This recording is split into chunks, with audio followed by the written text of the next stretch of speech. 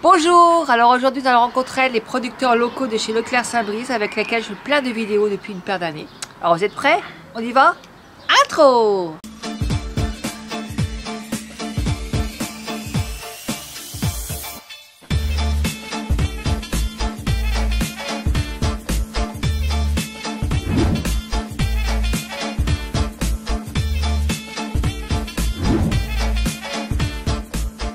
Là, je vais aller en rencontre, on va poser des questions et puis on va faire connaissance. J'ai jamais vu, je parle toujours d'eux, mais sans les connaître. Là, je vais y aller et puis voilà, on se dit rendez-vous là-bas chez Leclerc.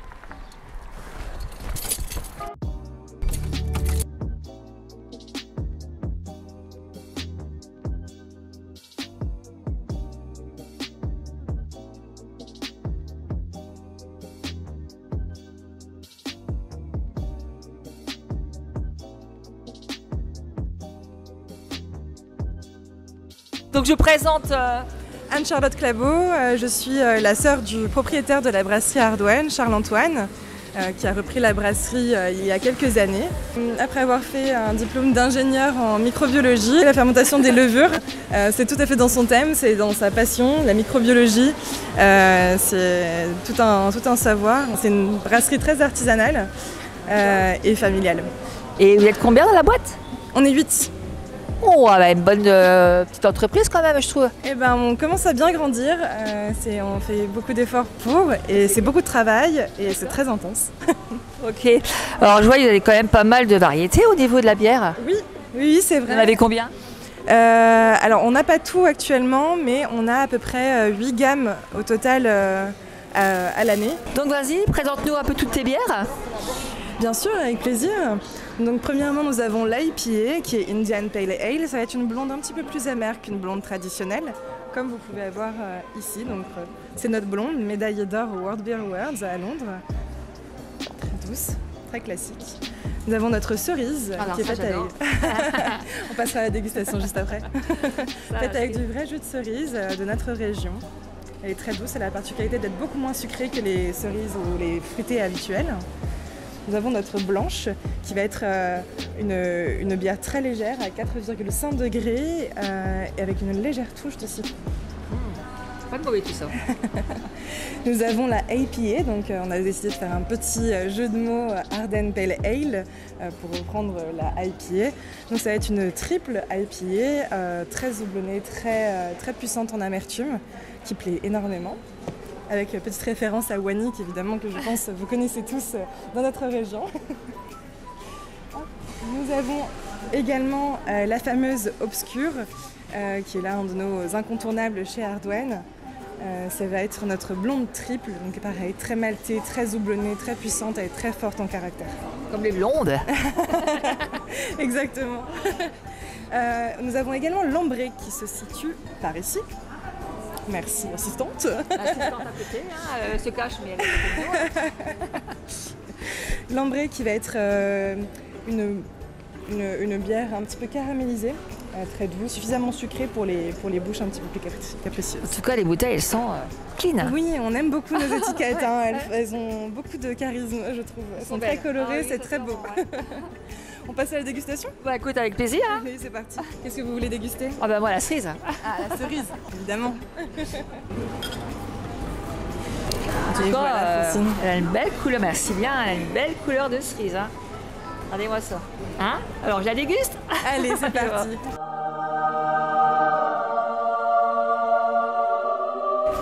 Elle est bonne celle-là. Très bonne. Elle a bien le goût de la cerise. Vous sentez bien la vraie cerise. Ah oui. Puis la couleur et tout, elle est vraiment... Il n'y a pas cette sensation de sucre qui non, reste du en tout. fond de bouche habituellement. Non, c'est très appréciable. Très légère, elle est parfaite pour l'été. Ah ouais, non, elle est bonne. Alors, Santé. Très bonne. Je te laisse un petit peu, Victor. On va écouter après. En tout cas, merci pour votre gentillesse. Merci à vous, c'était avec grand plaisir. Voilà. Et puis, bon, je vous souhaite bonne chance. Hein. Merci, c'est gentil, ça devrait aller. Merci, au revoir. Au revoir. Donc là, je suis arrivée dans le champagne. C'est un bon produit de chez nous. Donc, je vais vous présenter Chloé Gobière, donc nous on est la maison Gobière, on est viticulteur à Auvillers depuis 5 générations. Ouais, bah c'est bien. Oui, très bien. Nous, nos vignes, elles sont sur plusieurs villages, Auvillers et Cumières. Ouais. Donc voilà. Et vous êtes combien dans la boîte? Bon, il y a mon frère, c'est vraiment une maison familiale, mes parents qui sont sur l'exploitation et on a des salariés qui travaillent avec nous. D'accord. Et vous faites quel genre de... Alors, je pense qu'il y a du brut, du doux. Alors il y a différents champagnes, donc là on peut retrouver notre brut sélection. Donc là c'est les 3 cépages en quantité équivalente, Pinot, Meunier et Chardonnay. Aujourd'hui on a aussi à la dégustation le blanc de noir, c'est un 100% Pinot noir, ainsi qu'un blanc de blanc, où là on est sur un 100% Chardonnay. D'accord. Je pense que ça doit pas être mauvais tout ça. Non.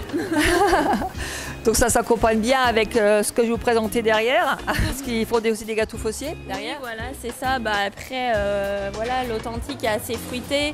Le blanc de blanc se marie très bien avec des poissons, du foie gras. Le blanc de noir, on va plus être sur des viandes rouges. Ouais. Chaque champagne permet de faire des accords mets et vin, quoi. D'accord. Et vous faites pas de rosé? Si, on a également du rosé, mais c'est vrai que là, on a présenté que ces 3 champagnes aujourd'hui. On a une gamme complète que vous pouvez retrouver dans les rayons Leclerc. Un brut, un rosé, un blanc de noir. On a notre brut réserve, la cuvée prestige et un millésime 2015 également. D'accord. Et vous situez où? Alors si on veut acheter, quelqu'un veut voir directement en tant que producteur? À Auvillers. Auvillers, c'est juste à côté d'Épernay. Je pense que vous devez connaître, village de Dom-Pérignon, voilà. D'accord. Dans ce coin-là. Bah, ça me ferait un plaisir d'aller vous voir là-bas. Hein. Ouais, oui, au Parce plaisir que- de vous accueillir. Puis après, on va peut-être déguster un petit peu pour voir un peu ce que c'est. Voilà, c'est ça. D'accord. Bon, on va à la dégustation? Oui. Allez, histoire de dire goûter un petit peu le champagne. Le blanc de blanc, je vais vous faire déguster. Avec la caméra. Oh là, en effet, hein. On m'a appelé. On vous a pas appelé derrière, hein. Voilà, donc Alors, ça je vais c'est goûter. le blanc de blanc. Il est bon, ouais. Ça vous plaît? Ah oui, sincèrement, il est très très bon. Regardez-moi ça, ce champagne. Ah bah, il est bon. Sincèrement, très très bon. Je vous le recommande. Enfin, les chez Leclerc, tous les Leclerc, hein, de toute façon, il y en a. Dans Hein. les Leclerc, oui, de Saint-Brice, de Champfleury, vous pouvez Voilà. retrouver nos produits avec les alliances locales. Ok. Donc il est très bon. Alors j'ai passé derrière, j'ai encore dégusté derrière. Donc en tout cas, je vous remercie. De C'est rien, très je vous en gentil. prie, merci Hein. à vous et puis au plaisir pour une future dégustation. Pas de souci. Merci. Au revoir.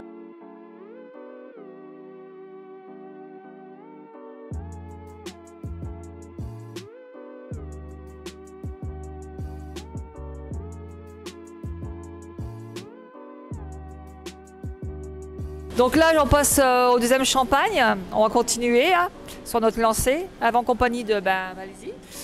Bonjour, je suis Valentine, je suis la fille de Luc Mera. Donc voilà, on est producteur à Merphy, juste à côté de Reims, à 10 minutes au nord de Reims. Et on travaille avec Leclerc depuis environ 3-4 mois. Donc on a tenu à être là aujourd'hui pour mettre un peu en avant les produits, faire déguster. Voilà. C'est bien, et vous êtes combien dans la boîte? Mon père et moi, et puis 4 personnes à temps complet. 3 dans les vignes et une personne pour la comptabilité. Et les vignes, elles se trouvent où exactement?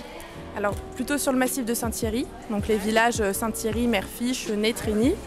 Un petit peu sur la montagne de Reims, Écueil notamment, et puis un petit peu sur la vallée de l'Ardre. D'accord. Donc je vois, ils avaient quand même pas mal de champagne. Vous pouvez m'expliquer un peu ce que c'est comme... Oui, alors aujourd'hui j'ai choisi de ramener uniquement des cuvées monocépages.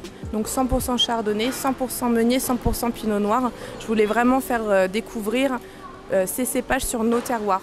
Voilà. Mais sinon j'ai une gamme avec un petit peu plus de création. Du brut? J'ai un brut, j'ai un champagne classique, brut tradition, Ouais. j'ai un rosé, j'ai ces cuvées spéciales là, on a aussi du ratafia. Ouais. Et Oh, ratafia, c'est... c'est super bon. Ah, j'adore ça. Ouais, vous aimez bien? C'est ma boisson préférée. C'est vrai? Ouais. Vous le buvez comment? En apéritif ou en digestif? Non, comme ça. Comme ça? Pour le plaisir. Voilà. J'aurais dû en prendre, je suis désolée. Vous viendrez en goûter à la maison. Ouais, pas de souci. Donc voilà, sinon je peux vous faire goûter si vous voulez. Sur ma lancée, pourquoi pas. Hein. Sur ma lancée, après la bière et le champagne là-bas, je reprends le champagne, il n'y a pas de souci. Voilà. Alors qu'est-ce que vous préférez habituellement? Vous êtes plutôt sec, plutôt fruité? Plutôt fruité, moi. Plutôt fruité. Eh ben, on va partir sur le 100% pinot noir alors. Ah, d'accord. Je fais confiance. Hein. En tout cas, les bouteilles, elles sont jolies. Hein. Merci. Bleu comme ça, regarde Victor. Je peux en prendre une pour la... Oui, bien sûr. Regarde. Bleu comme ça, c'est rare de voir des couleurs bleues comme ça. Oui, on a voulu changer un petit peu. Traditionnellement... Celle-là, regarde, même celle-là, je trouve super sympa, moi. Merci. Voilà. Merci. Alors, je vais goûter, Victor. Donc ça, c'est un champagne avec lequel qu'on peut boire en apéritif, mais qu'on peut boire pendant le repas aussi. D'accord. Avec des viandes, enfin c'est vous l'experte, hein, vous me le direz, mais avec une viande, c'est très sympa. Viande rouge ou volaille, avec du fromage. Le champagne, ordinairement, ça se mange avec tout. Franchement, oui. Je l'aurais pas mieux dit. C'est vrai. Moi, je suis une Rémoise, je suis née dans le champagne. Moi, je trouve que le champagne, c'est l'une des meilleures boissons. Hein. Je suis d'accord. On s'en lasse pas. On s'en lasse pas. Hein. Bah oui. On a de la chance d'habiter ici quand même. Ouais, c'est vrai. C'est sûr. On peut pas dire la même chose que nous. Hein. Non, c'est sûr. Je termine mon verre, en tout cas, c'est super bon. Bah merci. Donc voilà, et après sinon en cuvée un petit peu plus spéciale, on a par exemple le blanc de blanc, donc la fameuse bouteille bleue, 100% chardonnay et avec un élevage en fût de chêne. D'accord. Voilà, donc là il faut aimer le fût sur le champagne, mais c'est très sympa, je peux vous faire goûter aussi. Je vais bien leur un tout petit peu, hein. Un tout petit peu. Parce que sinon... Essayez, histoire d'adopter, je sais. Connaissez la technique. Ouais. Hop. Donc là on a choisi de faire la vinification avec des fûts Il est bon aussi celui-là. Ça vous plaît? Ah ouais. C'est un extra brut, c'est moins sucré. Donc voilà, faut aimer, c'est plus salin, ça fait ressortir les arômes, il y a plus de fraîcheur. Voilà, c'est un style différent. Sincèrement, tiens, tu goûteras? Regardez-moi. Oui, pauvre Victor quand même. Hein. Regardez-moi ce champagne. Le prix, à peu près? Alors le prix, du coup, on est à 22,50 €. Voilà, pour ces cuvées spéciales. Exactement. Voilà, ça reste abordable et sachant qu'il y a un travail de tonneaux, il y a quand même une sélection de parcelles, une sélection de raisins, donc voilà, c'est déjà de la cuvée plus haut de gamme et gastronomique. Voilà. En tout cas, je l'ai adopté aussi celui-là. Il est bon, hein. En tout cas, je vous remercie pour votre gentillesse. Merci à vous. Il était très très bon. Bah écoutez, ça me fait plaisir. Je dirais à mon père qu'il a bien travaillé alors. Il n'y a pas de souci, et qu'il continue comme ça. Hein. Super. Merci beaucoup. Merci bien en tout cas. Et puis quand vous voulez. Pas de problème. Merci. Il m'en faut 3. Voilà. Merci. Ça y est, j'ai été mi-pomme. Je viens vous voir après. Là, les champs-pupilles, j'en ai pas besoin pour l'instant, je viendrai après. Je veux juste des radis, moi, une botte de radis, s'il vous plaît. Alors, j'arrive vers les champignons. Donc, je vais vous présenter, allez-y. Je m'appelle Fabienne Spinelli, je suis productrice de champignons de Paris et de pleurotes. D'accord. Alors, c'est vrai, j'ai beaucoup de vidéos avec elle déjà pour les champignons. Allez voir les vidéos que j'ai fait pour Leclerc. Donc, expliquez un petit peu le processus. Écoutez, moi, je suis déjà... mon grand-père était producteur de champignons, mon papa également. Donc, c'est de famille, de génération en génération. Et nous travaillons toujours en milieu naturel, donc dans une grotte. On garde ce côté traditionnel. Et après, vous voulez savoir comment pousser un champignon de Paris? Je veux bien, allez-y. Ouais. Écoutez, la matière première, donc c'est du fumier de cheval sur une terre. Et ensuite, le mycélium est fabriqué en... Je vais un petit peu vite. Le mycélium est fabriqué en laboratoire. Et après, nous, on reçoit la matière première toute faite. Et en fait, dans la champignonnière, après, on attend à peu près une semaine. Et ça pousse, avec une température de 14 degrés. Il y a des champignons marrons et des blancs. Alors, le champignon marron, en fait, c'est le vrai champignon de Paris. Quand il a été découvert, du temps de Louis XIV, puisque c'est là-bas qu'ont été découverts les premiers champignons de Paris sur des tas de fumier dans le château de Versailles, il était rosé. Le blanc, en fait, c'est un hybride, il a été transformé, mais le vrai champignon de Paris est à la base rosé. La différence entre le blanc et le marron, il n'y en a pas? Alors, un tout petit peu, c'est-à-dire que le rosé est beaucoup plus goûtu, il est un petit peu plus croquant.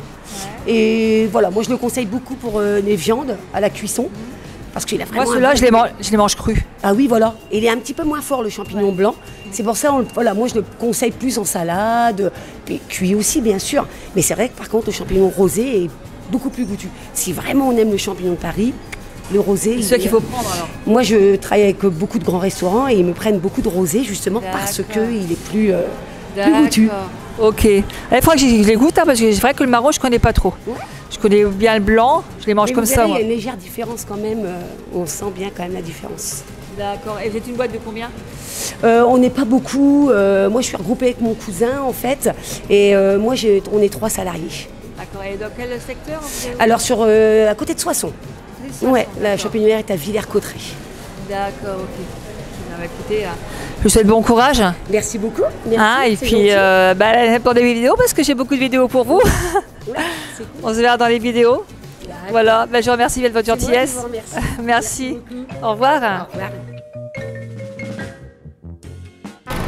300 grammes à peu près, hein, c'est pas une asperge près. Hein. Là, on arrive aux asperges. Alors, c'est vrai, je suis aussi beaucoup de Benoît Houillard. Ça me dit beaucoup de choses parce que j'ai beaucoup de vidéos pour lui. Il t'en souvient? Donc, on va vous présenter. Allez-y. Bonjour, moi je m'appelle Najla et je travaille chez Benoît. Voilà. Je suis une de ses employées, une de ses cueilleuses. Et vous êtes combien dans la boîte? On est une dizaine. Oh, c'est quand même une bonne petite entreprise. Voilà. Et dans quel secteur? L'asperge et la fraise. Dans quel secteur vous travaillez? À Menneville, principalement, et à Robertchamp, près de la Malmaison. D'accord. Les asperges, je pense qu'il n'y a pas 36 variétés ici. Elles sont différentes. Il y a de la grosse, il y a de la moyenne, il y a de la fine. Alors, et puis c'est différent d'un terroir à l'autre, d'une terre à l'autre. Alors dites-moi, expliquez-moi nous comment on fait des asperges. Alors, parce que moi je sais les cuisiner, mais je ne sais pas. On plante une griffe. Ce qu'on appelle la griffe, c'est-à-dire la racine de l'asperge. Et on ne l'exploite pas pendant 2 ans. Et à la 3e année, on laisse sortir un petit peu les asperges, on cueille un tout petit peu, et puis on arrête. L'année suivante... Dans l'ombre, ça? C'est en but. En but? En but. L'asperge est... Voilà, on surélève un peu la terre, comme pour les pommes de terre, mais beaucoup plus haut. Et puis l'asperge va venir pointer son petit nez en une nuit. Ah bon? Elle prend 10 cm. Ah, c'est fantastique. On en a même qui sont tellement fortes et tellement grosses qui percent la bâche lorsqu'elles sortent. Et au bout de combien de temps qu'elle pousse à peu près? En une nuit. Ça pousse en une nuit? Ah oui, quand la saison est démarrée, en une nuit, on cueille un jour, on ne cueille pas le lendemain et on cueille le 3e jour. Et on voit, quand il y a eu des oubliés, en quelques jours, elles sont toutes violettes. Ah, c'est marrant. En 2 jours. C'est marrant. Voilà. Et au bout de 3 ou 4 jours. Parce que je savais pas. Et au bout de 3 ou 4 jours, elle est verte. Ah, d'accord. Okay. Voilà. D'accord. Donc il y a plusieurs façons de les cuisiner. Hein. On dit tout à l'heure à la vapeur. Voilà, on va à la vapeur, crue. En carpaccio, par exemple. Ah ouais? Oui. On peut la cuisiner en velouté, en soupe. On peut la cuisiner roulée au jambon comme une endive ou un poireau. Avec de la béchamel par-dessus. Oui, on croit que c'est une simple asperge, mais souvent on les mange à la vinaigrette ou en salade. Eh bien non, on peut les manger aussi en légumes, sautés comme des haricots verts. Ah d'accord. Voilà. Il va falloir que je fasse ça dans mes vidéos. Hein. Eh bien, absolument. Absolument, il faut. Plusieurs recettes, il faut essayer toutes les. En mousseline, c'est délicieux. D'accord. Vous prenez vos asperges, vous les cuisinez à la vapeur, vous les mixez avec un petit peu d'œuf déjà du cuit dur pour lui donner un petit peu de maintien, un peu de mascarpone. Ah ouais.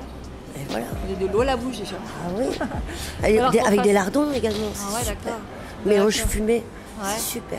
Bah, ça a l'air d'être bon en vous regardant en tout cas. Je vais vous embaucher pour faire une vidéo avec moi. Hein. Eh ben, pas de problème. On fera ça ensemble. Absolument. En tout cas, quand vous voulez. Votre gentillesse. Hein. Eh bien, écoutez. J'ai encore appris une bonne chose. Hein. Eh ben, je vous remercie aussi. Moi aussi, je vous remercie bien. Merci Francine, à bientôt. Au revoir. Au revoir.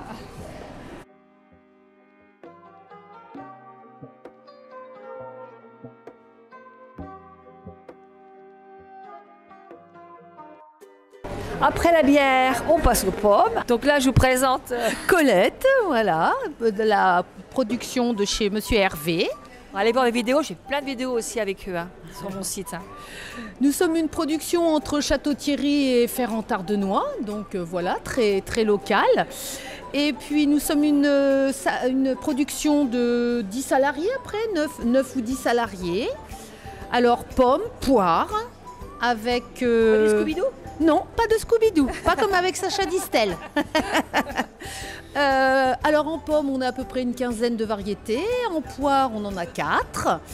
Et puis nous, mai-juin, c'est déjà une fin de saison pour nous. Voilà, les frigos se vident. Alors dites-moi un peu ce qu'on fait avec ce genre de pommes, les tartes, les... Alors là, ce que j'ai sur mon étalage, c'est plutôt des pommes sucrées. Pommes à couteau, pommes à cuire aussi avec la jaune à gold que je vois devant moi là. Et puis après, on a de la Fuji aussi, ça c'est comme la Royal Gala. C'est la pomme la plus consommée chez les Français, la Royal Gala, la plus sucrée de toutes aussi. Et je vois, il y a du jus de pomme. Du jus de pomme. Alors ça, c'est fait avec les pommes dites d'industrie, c'est-à-dire tout ce qui n'est pas vendable en belle qualité pour les supermarchés. On passe ça chez un monsieur qui pasteurise, qui presse, qui pasteurise le jus et qui nous le rend en bouteille. Voilà. C'est bien parce que c'est des jus 100% naturels. Oui, tout à fait. Sans conservateur, sans sucre. Voilà, simplement le sucre naturel du fruit. D'accord. Ouais. Écoutez, vous avez un bel étalage. Voilà, merci. Je vous souhaite bon courage. Merci. Et puis j'espère à bientôt. Attends, pour d'autres vidéos, c'est sûr d'ailleurs, de toute façon. Allez, au revoir. Au revoir.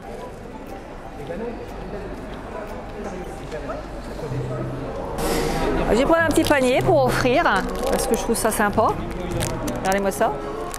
Et je pense que je vais prendre un petit peu de miel aussi. Alors lesquels que je vais prendre, j'en sais rien, parce que franchement, ils sont tous bons. On peut même déguster, c'est l'occasion aujourd'hui. Bon, je vais prendre un petit pot de chaque. Allez, histoire de goût. Je vais prendre un petit pot de celui-là. Je n'ai pas assez de main d'ailleurs. Je vais prendre un petit pot de celui-là. Et je vais prendre un petit pot de celui-là. Voilà. Avec ça, je pense que je vais faire de bonnes recettes. Peut-être pas que les... Oh, c'est que des gâteaux aussi, parce qu'on peut faire du gâteau... J'ai fait une recette de gâteau avec du champagne. De Reims, ouais. Voilà, écoutez, je crois que je vais faire des heureux. Donc là, je suis avec Damien Collard qui lui fait... Alors, vous voyez les vidéos que je fais avec lui, avec le miel. Allez voir sur ma chaîne, sur la chaîne de Leclerc. Il fait de l'excellent miel. Alors, je vais vous le présenter. Il va se présenter déjà. Allez-y. Donc Monsieur Collard, je suis apiculteur depuis très longtemps, depuis l'âge de 22 ans. Je suis en relation avec les Leclerc depuis 23 ans, donc ça commence à dater. Et aujourd'hui, j'ai une gamme de produits qui, tous les ans, on essaie de faire un miel homogène pour que le client retrouve la même qualité. Donc on a quand même 3 miels typiques de la région. C'est donc le miel de printemps, c'est toutes les fleurs de printemps jusqu'au mois de mai. Donc aussi bien en plaine qu'en forêt ou les arbres fruitiers. Donc ça fait un miel très doux. Si vous voulez mettre une cuillère de miel dans votre café, dans votre thé, ça ne va pas dénaturer, si vous voulez, trop le café. Et en deuxième récolte, donc on a le miel d'été. C'est une grande dominance luzerne. Ce qui fait notre force chez nous, c'est quand même les fleurs de luzerne.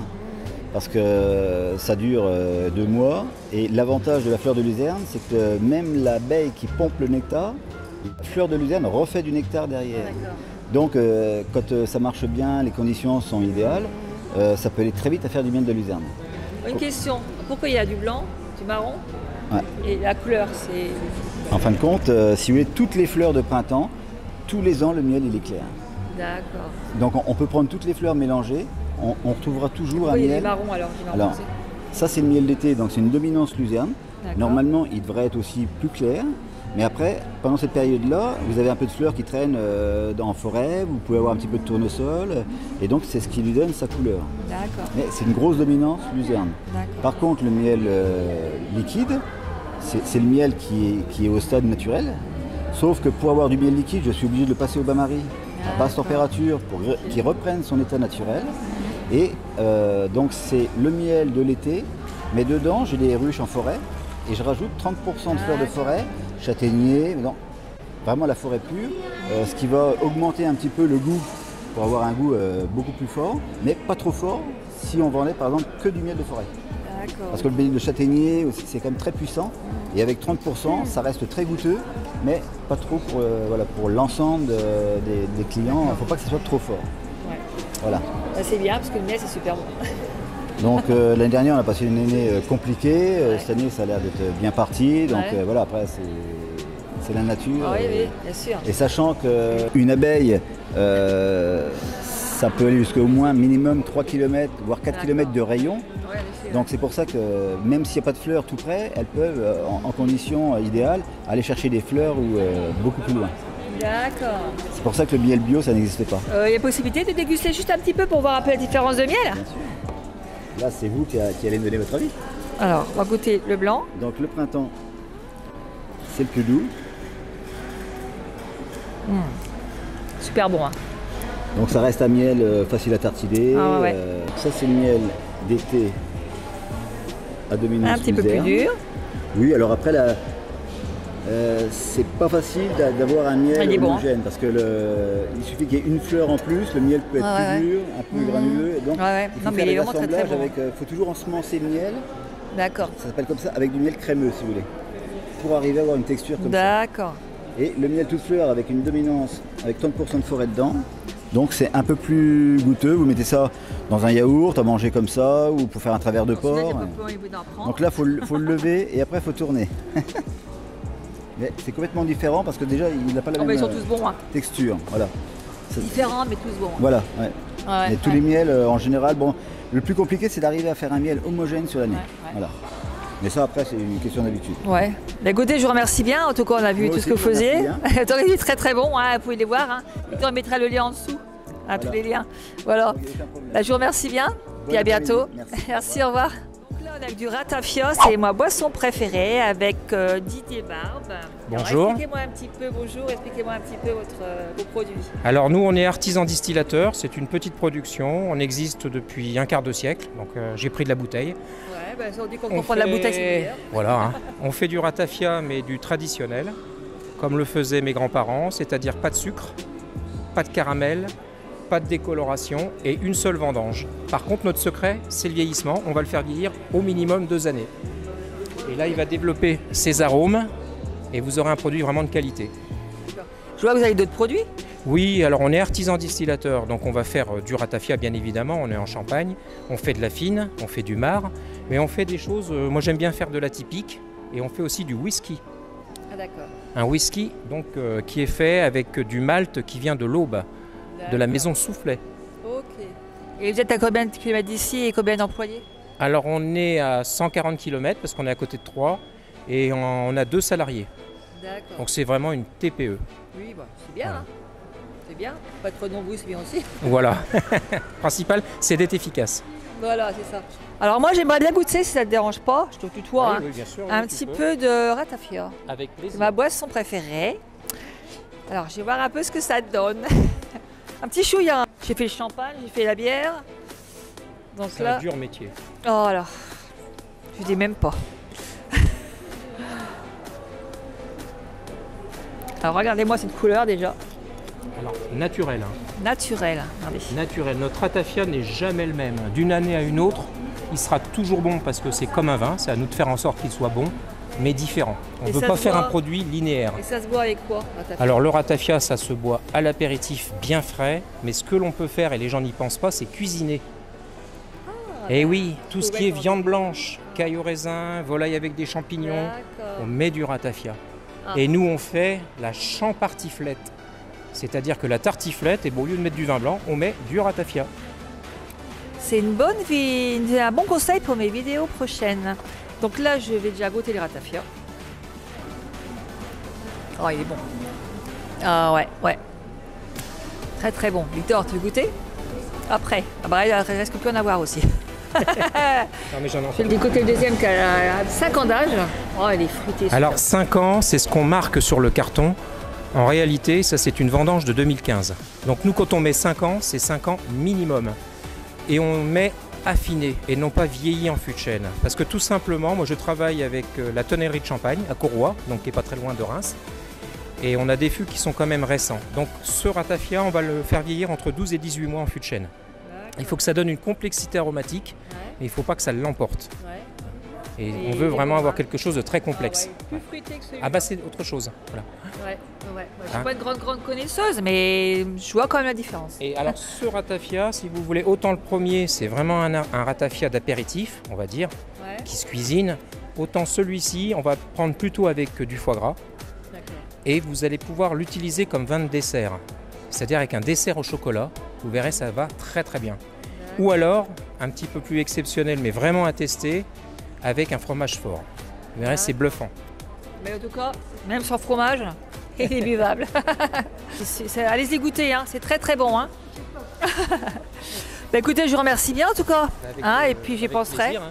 Bah oui, Bah, j'espère. je reviendrai. Hein. Voilà, bah oui, Je vous remercie bien. au plaisir. Au revoir. Au revoir. Ah, il est bon. Hein. Donc voilà, j'ai passé un super moment avec les producteurs à refaire, très sympathique. Et j'espère que ça vous a plu aussi aux producteurs on a fait de bonnes connaissances en tout cas. Merci de regarder cette vidéo, continuez à vous abonner, à liker, à partager avec vos amis, car ça vaut vraiment le coup de mettre les producteurs en évidence. Et puis cliquez en haut la petite clochette. Allez, bisous, au revoir.